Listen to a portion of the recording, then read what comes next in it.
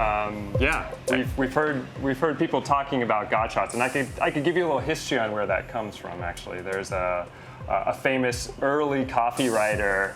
His name's Chris Tacey, and he had a blog that was called God Shot, and I'm pretty sure that's where the term came from.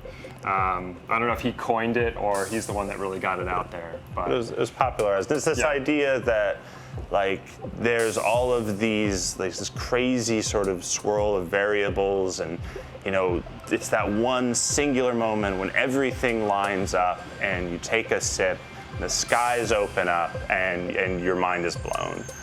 And it is, I mean, it's a lovely thing. And those experiences are the ones that baristas, coffee roasters, anybody in the coffee industry strives for. The reality is that I think most of the time the shots of espresso that I've had that blew my mind, if I were to go back and taste them again, would seem pretty quotidian. Absolutely. And I think this idea of God shot, and actually it's a good historical reference point for how back when the God shot term was coined, people didn't know how to think about these variables yet.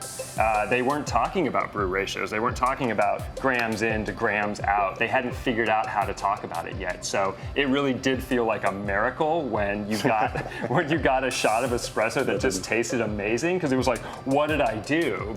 But now we have a way of talking about it so that you can recreate these really nice shots of espresso over and over again. Things are definitely more consistent, and I think also anybody who commits themselves to like caring and tasting and enjoying coffee will have moments where things suddenly make sense that didn't make sense before, and that those sort of moments of epiphany are special and great, but in a weird way they're kind of divorced from the coffee itself.